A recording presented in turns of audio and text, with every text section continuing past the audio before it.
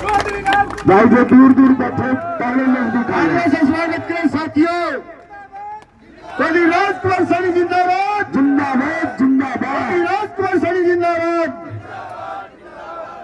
राजकुमार सैनी जिंदाबाद, राजकुमार सैनी जिंदाबाद, राजकुमार सैनी जिंदाबाद। ना कदाई नेता सारिया जवान छोड़ा है श्री राजकुमार सैनी जिंदाबाद।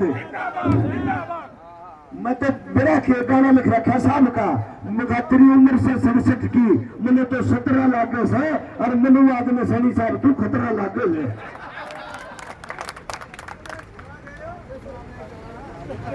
आज यहाँ पर जो करीम बैठी है,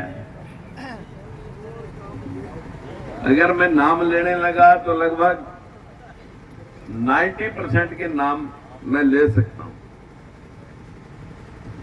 और ऐसा कोई जिला नहीं है जिस जिले से लोग यहां पर नहीं बैठे। और मैं कैथल से चल करके भाई रामफल जी और गोपाल सैनी जी, अरविंद जी, गणेश जी, विनोद जी और गौरव जी, पोलू जी, ये सारे भाई यहाँ पर इस प्रोग्राम की शोभा बढ़ाने के लिए आए। और मैं आप सब जो वक्तागणों ने यहाँ पर अपनी बात रखी, सभी क्या थे उस मिशन के प्रति अपने भाव प्रकट करने के लिए यहाँ पर बात रखी गई। यहाँ पर ना कोई राशन बन रहा, ना नौकरी बन रही, ना कोई सत्ता बन रही, और ना यहाँ पर किसी पार्टी का गुणगान करने और किसी पार्टी का विरोध करने की बात आई। मैं चाहूंगा यहाँ पर हम आज उस महापुरुष की पुण्यतिथि पर नमन करने के लिए इस दरबार में हाजिर हैं। वास्तविक तौर पर अगर किसी को महात्मा कहलवाने का हक है तो महात्मा ज्योतिबा फूले को है। बाकी कोई महात्मा अपने आप को कहे, किसी सामाजिक प्रेम में कहे, किसी और कारण से कहे, अगर विचारों की स्वतंत्रता और समाज में से अंधविश्वास खत्म करके शिक्षा की जोत जगा करके अपनी धर्म पत्नी को बढ़ा करके नारी जाति को शिक्षित करने का अगर प्रयास किया, जहां से 2 घर शिक्षित होते हैं, उसके अपने बच्चे, अपने परिवार के बहन भाई, उस माता सावित्रीबाई फूले को भी नमन करते हैं। और उनके विचारों से ओतप्रोत जो असली महात्मा के शिष्य बने, वो बाबा साहब भीमराव अंबेडकर, जिन्होंने हम सबको विशेष तौर पे क्या है भाई नू ना करे रे छोरे,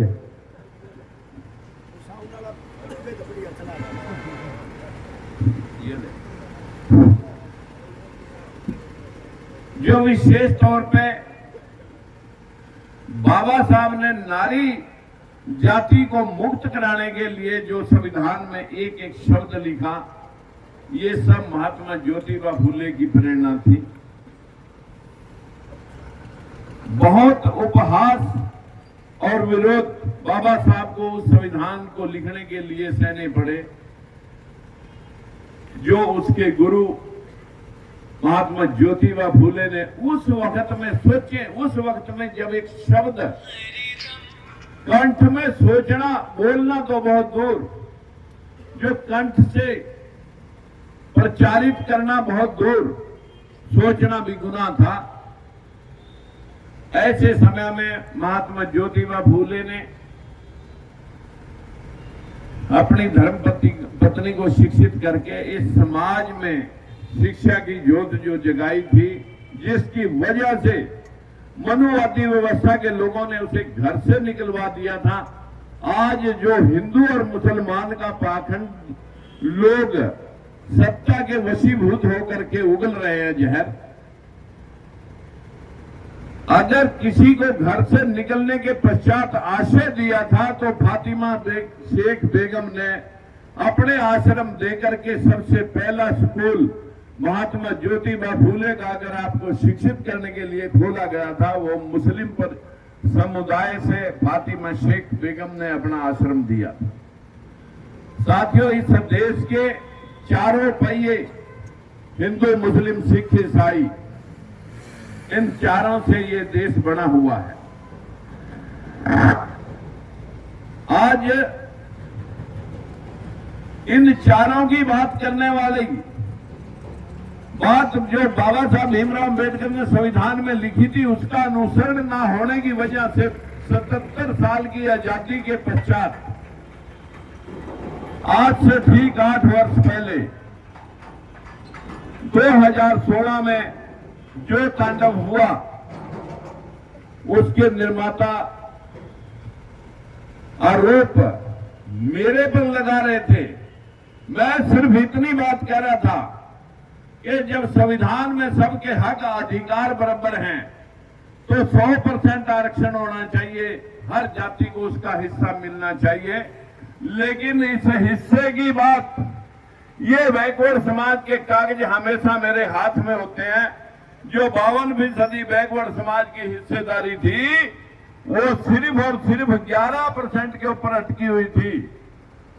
आज हमारे प्रदेश में उस मूवमेंट का परिणाम आ चुका है। पता लग चुका था बीजेपी को कि पहले प्रदेश अध्यक्ष बनाने का प्रयास करके हमें रिझाने का प्रयास किया, लेकिन 2 मंथ पहले इसी दिसंबर महीने की 17 दिसंबर को हमने एक ऐलान किया था कि भाई झूठे मूठे आश्वासन और झूठी मूठी तख्तियों से हमारा काम चलने वाला नहीं है। आपको तो 2 महीने के अंदर अंदर इस बीजेपी को मुख्यमंत्री बनाना पड़ेगा, तब ये मुहिम अपना परचम लहराए। और आज भी वहां पर प्रोग्राम करने के लिए हमारे बच्चे यहां बहुत सारे आए हुए हैं निमंत्रण देने के लिए। लेकिन मैं अपने भाइयों, बच्चों और समाज के बुद्धिजीवियों को निवेदन जरूर करूंगा, जो जाना चाहे वो वहां जरूर जाए। लेकिन आज मुख्यमंत्री की कुर्सी हमारे समाज का व्यक्ति नेतृत्व कर रहा है। आज हमें चहुमुखी विकास और सबके हक के लिए हम व्यक्तिगत जातिगत बात ना करके आज उस समाज की ज्यादा बात करें जिनके साथ बहुत बड़ा भेदभाव हो चुका है। एससी, बीसी और एसटी, इन लोगों के साथ जो भेदभाव हुआ है, उस भेदभाव को पूरा कराने के लिए हम आज एक सामूहिक सम्मेलन का नाम रखें। भले वो 28 तारीख पे रखें, 28 तारीख के बदले में 1 तारीख को महात्मा ज्योतिबा फूले जो हमारे भगवान हैं उसके नाम से रखें। बाकी तो सब शास्त्रों में लिखी हुई बातें जो लोग आपके ऊपर थोपे बैठे हैं। मेरे पास भी एक दिन मथुरा वृंदावन से बहुत सारे लोग आए। मैंने कहा भाई तुम साइंस को मानते हो या शास्त्र को? बोले शास्त्रों में से तो साइंस निकली। तो मैंने ये मोबाइल पकड़ करके कहा कि फिर ये मोबाइल तो आपका उसी दिन बन जाना चाहिए था जिस दिन शास्त्रों में साइंस थी।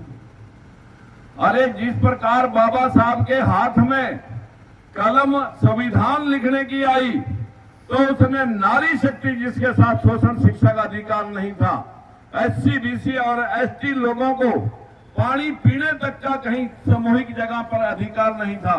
जब कलम बाबा साहब के हाथ में आई तो उन्होंने सबको बराबर करते हुए इन लोगों को विशेष दर्जा देकर के ऊपर उठाने का प्रयास किया। इसी प्रकार से शास्त्र लिखने वालों ने आप लोगों को गुलाम बनाने के लिए वो कलम चलाई हुई है जिनको आप सर पे धर के नाचते फिर रहे हो। मैंने उनसे पूछा भाई किसने लिखे शास्त्र? बोले जी ये तो भगवान निमित्त है। मैंने कहा भगवान किताबें लिखता है, कहां बैठकर लिखी? अगर भगवान किताबें लिखता है तो वो कौन सा भगवान किताबें लिख रहा था? बोला जी मनु भगवान ने लिखी। ये कौन था? बोले वर्मा विष्णु का अवतार था, विष्णु का अवतार। मैंने कहा कब लिखी ये किताब? कब लिखी ये शास्त्र? कब लिखे? बोला सतयुग में। मैंने कहा फिर सतयुग में ये किताबें लिखी गई, उन किताबों में ये लिख रखा ढोल गवार सुदर पशु नारी सकल ताड़ना के अधिकारी। भाई ये क्यों लिखी? ये इससे सीधा जातिवाद झलकता है। ये किताब किसने लिखी है? तुलसीदास गोस्वामी ने भी लिखी और रामचरितमानस में भी लिखी। तो मैं कहा ये किताब हमें पीटने के लिए, नारी को पीटने के लिए, पशु को पीटने के लिए लिखी। अब कह रहे हैं कि नहीं, ताड़ने का मतलब तो शिक्षा है। भाई ऊंट को क्या शिक्षा देंगे आप? गधे को क्या शिक्षा देंगे? पशु को? आप ढोल को क्या शिक्षा देंगे? यानी जब जो चीज आए, जब जो हम उसका जो उसका व्याख्यान जो मर्जी कर लें। मैंने कहा चलिए सतयुग में किताबें लिखी। सारी किताब में यह भी लिख रखा कि जब जब धरती पे अधर्म होगा तो प्रलय, भगवान जी आएंगे, प्रलय कर देंगे। कोई अधर्म हुआ होगा सतयुग में, भगवान जी आए और प्रलय होगी। और फिर आ गया त्रेता में रावण सीता को उठा लेगा, फिर अधर्म हो गया, भगवान राम आए, उसने फिर नष्ट कर दिया सब कुछ। फिर आ गया द्वापर में जरासंध, हरणाकश और दुर्योधन को सजा देने के लिए कृष्ण जी आ गए। अब कृष्ण जी ने महाभारत किया इसी कुरुक्षेत्र में। आप बैठे हो, यहाँ कोई अवशेष होना चाहिए। 5150 साल पहले महाभारत इस धरती पे कुरुक्षेत्र में हुई है। राखीगढ़ी सांपला में जो 4500 ईसा पूर्व के अवशेष यानी 6500 साल के अवशेष हैं, में भी अवशेष होने चाहिए। लेकिन बात ये, जो बातें लिखी गई हैं वो बातें लिखी गई आपको गुलाम बनाने के लिए। इन्हीं से आजाद आपको महात्मा ज्योतिबा फूले भीमराव अम्बेडकर ने आपको कराया था। और जो हम कह रहे हैं कि हम पढ़े लिखे हो गए, साथियों अभी आप संविधान नहीं पढ़ते, अभी तो आप शास्त्र पढ़ रहे हैं। इसी वजह से आप पढ़े लिखे नहीं, लिखे पढ़े लोग हो। जो लिख करके आपको पढ़ाया जा रहा है वो आप पढ़ रहे हैं। संविधान अभी आप अपने हक और अधिकार को नहीं पढ़ रहे। जो लोग मुझे गलत बोलते थे, हमारे ही समाज के लोग, बोला भाई राजकुमार सैनी ने डेंट पा दिया। मैंने तो डेंट पा दिया। लोग भगत सिंह को आज पूजते हैं, राजगुरु सुखदेव ऊधम सिंह को हम उनकी मूर्तियां पर फूल मालाएं चढ़ाते हैं, जन्मदिन मरण दिन उनके बलिदान दिवस मनाते हैं। क्यों मनाते हैं? कि 1857 को अभी हम भूले नहीं, जलियांवाले बाग की घटना को हम भूले नहीं, 1947 को भी अभी हम भूले नहीं। ये जो प्रखंड हुआ कि ये छोटे लोग हैं, इनको दबा देंगे गुंडागर्दी के माध्यम से। और 2016 में जो सीन जिसके आरोप हुड्डा की टीम ने राजकुमार सैनी के मत्थे मरने का प्रयास किया, भाई मेरा कोई गलत वर्णन एक शब्द निकाल दे, मैंने हमेशा 100% लोगों की हिमायत की है, 100% आरक्षण की बात की है। एक शब्द मेरा कोई मिथ्या निकाल दे, मैं उसके जूते में पानी पी सकता हूं। लेकिन उस विचारधारा के तहत जो मूवमेंट चली, उस मूवमेंट को दबाने के लिए भूपेंद्र सिंह हुड्डा की टीम ने लाख प्रयास किए और एक तांडव खड़ा कर दिया। 2016 में विषय था कि ये खट्टर, जिसको कहते थे खट्टर पट्टर, ये क्यों मुख्यमंत्री बन गया। और ये राजकुमार सैनी ने कैसे बैकवर्ड और शेड्यूल कास्ट की बात उठा दी और कैसे भेदभाव का खुलासा कर रहा है। ये उसे दबाने के लिए वो सारे आरोप राजकुमार सैनी के ऊपर लगाने का प्रयास किया, लेकिन कोई मुकदमा राजकुमार सैनी के खिलाफ न तब न आज किसी भी कीमत पर मैंने कभी मिथ्या लैंग्वेज नहीं की, लेकिन अपने कुछ लोग जो कह रहे थे कि डेंट पड़ गया, आज वो लोग सामने आकर बताया ना कि जो लड़ने वाले थे उन लोगों ने हिसाब लेने का प्रयास किया, भले वो हमारे भाई के नाम मिला। बीजेपी को समझ में आ गया कि अब ओबीसी को दबाना इतना आसान नहीं है। अब बैकवर्ड क्लास को, जिसको हम हजारों सालों से इस्तेमाल कर रहे हैं, अब उनको इस्तेमाल करना झूठे चोचे दे करके बड़ा मुश्किल है। और मुख्यमंत्री के लिए तो सीनियर बहुत सारे लोग बैठे थे, तो फिर नायब सैनी ही क्यों? क्योंकि राजकुमार सैनी एक आवाज बना हुआ है बैकवर्ड समाज की। इस वजह से आज हमारे भाई को मौका मिला है, और वो मौका छीन सकता था, क्योंकि मुझे पता है 20,000 वोटों से 12 सीटें जीती हैं बीजेपी ने, 20,000 वोटों से, जिनमें 32 वोट का भी है, 200 वोट का भी है, 250 वोट का भी है। 12 सीटें 20,000 वोटों से, टोटल 20,000 वोटों से फर्क में जीती हुई है। अगर ये फर्क 20,000 का था और मैं और हमारे कैंडिडेट लड़ते, कहीं 5,000, कहीं 2,000, कहीं 10,000, अगर हम वोट काट देते तो भूपिंदर सिंह हुड्डा की बाँछें खिल करके आप लोगों को रोंदने का फिर प्रयास भूपिंदर सिंह हुड्डा कर सकते थे। हालांकि हमने इसी लोकसभा चुनाव में, जो राहुल गांधी ने कहा था कि मैं 100% रिजर्वेशन का हकदार हूं, जातिगत जनगणना हो और सबका हिस्सा सबको मिले, 104 पार्टियों का समर्थन मैंने पूरे देश से कांग्रेस को दिलवाया, जिसकी बदौलत हरियाणा में 5 सीटें कांग्रेस जीत गई। लेकिन 5 सीटें जीत के ही चौड़ी छाती हो गई भूपिंदर सिंह हुड्डा की, और उसे ये आगे जरूरत के अब बैकवर्ड की जरूरत है, या बैकवर्ड के नेता की या राजकुमार सैनी की कोई जरूरत नहीं है। अब तो हम एक तरफा चुनाव जीत रहे हैं। जैसे ही उसकी डेंगे और बीजेपी की खामोशी, ये तो इतने नीचे जा रहा है मूवमेंट, और यहां ओबीसी की कोई बात कांग्रेस वाले तो कर नहीं रहे भाई, बीजेपी वाले कर रहे हैं बात। भाई हम नायब सैनी को पुनः रिवाइव करेंगे, तो फिर क्या था? समाज के लोगों ने मेरे पास एक प्रस्ताव रखा कि जी आपकी वजह से कहीं ये हार ना जाए और आप एक बार फिर कुर्बानी करो। तो साथियों, मैंने समाज के भावों को पढ़ते हुए मैंने 22 टिकटें अनाउंस कर दी थी, उनमें से 21 सीटें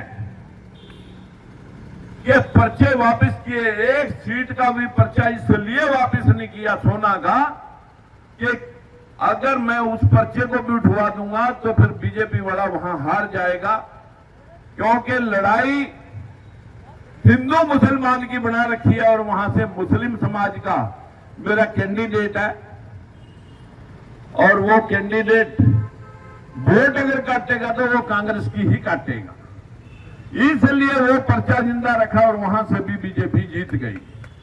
लेकिन कहीं हवा में दिमाग खराब हो, हम आज पूरा डट करके अपने भाई के समर्थन के लिए यहां आपके बीच में खड़े हैं, लेकिन आज हमें सर्व समाज की बात करनी है, नॉट ओनली सैनी सैनी सैनी, क्योंकि आज जिम्मेवारी हमारी है।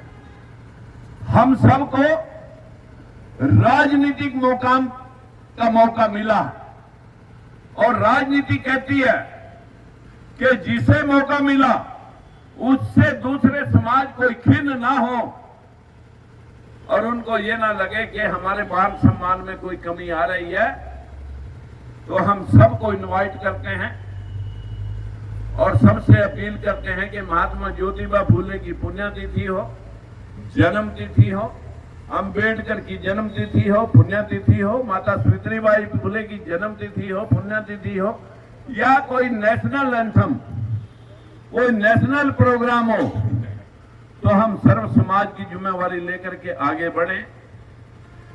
अभी तक मेरा सिर्फ इतना कहना है कि यहां पर एक थोड़ी सी चर्चा कुछ लोगों ने बीच में फैलाई है कि माता सावित्रीबाई फुले, महात्मा ज्योतिबा फुले के प्रोग्राम में अगर हम राजकुमार को बुलाएंगे, यहां पर 21 लाख रुपए की ग्रांट की घोषणा हुई है इसके उत्थान, इसके कायाकल्प के लिए। मैं सरकार से भी निवेदन करता हूं कि वो जल्द से जल्द राशि भेजी जाए। हम आपके समर्थक हैं, कोई विरोधी नहीं है, लेकिन अगर अपने महापुरुषों का जिनकी आज पुण्यतिथि है, अगर उसको याद करने की वजह से समाज में कोई रुकावट ग्रांट में आती है, तो फिर आप समझ लेना कि सरकार किसकी बनी है। मेरा इतना निवेदन है कि जो सब कुछ कुर्बान करके भी बगीचे को हरा देखना चाहते हैं, मेरी उनसे निवेदन है कि इसी महापुरुष की बदौलत ये समाज जागृत हुआ। उन्हीं के विचारों को किताब के अंदर पेन उठा करके बाबा साहब भीमराव अम्बेडकर ने उकेरा है।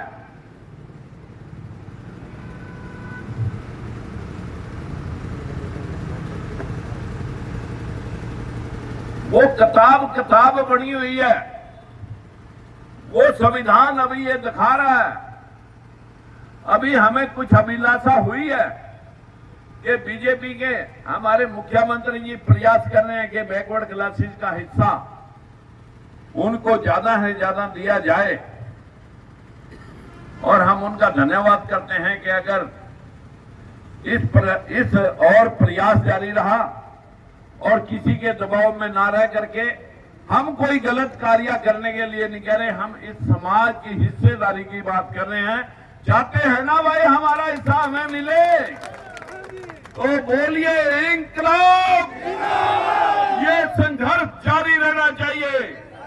एक पार्टी को समझ में आ गया है और कभी अगर दूसरे की बात आएगी, उनको भी पता लग गया है कि बिना ओबीसी के अब दोबारा सत्ता में नहीं आ सकेंगे।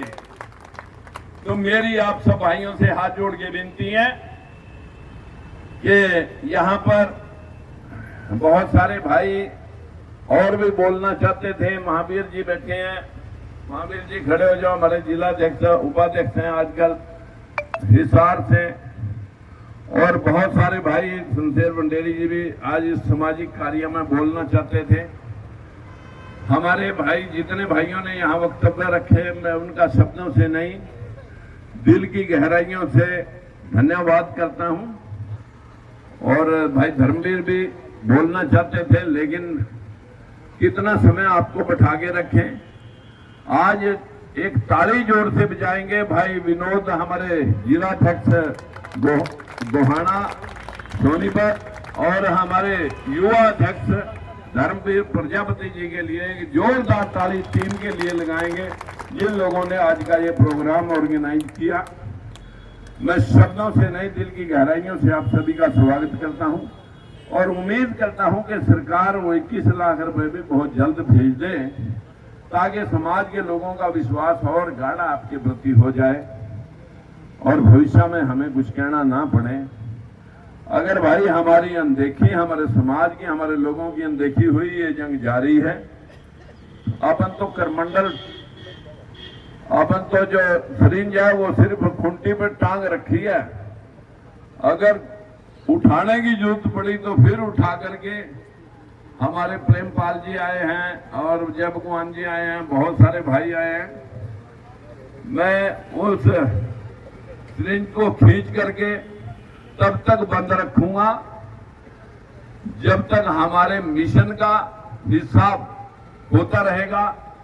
और अगर हमें लगा कि सिर्फ वोट लेने के लिए हमारे भाई का इस्तेमाल और हमारा किया है, तो फिर बीजेपी वालों ध्यान से सुन लो, ये 5 साल चुटकियों में आ जाते हैं और दूसरी स्टेटों में भी सरकार बनेगी। जिस दिन हमने विरोध का बिगुल फिर बजाना शुरू किया, तो आपको पता लग जाएगा कि हम अगर आपका साथ देने के लिए बलि दे सकते हैं तो ले भी सकते हैं। मैं सभी भाइयों का यहां पर आज आए शब्दों से नहीं, दिल की गहराइयों से आपका स्वागत करता हूं। धन्यवाद, नमस्कार। साथियों, एक सांसद जी विनोद भाई बुक्का लाया है आपके लिए।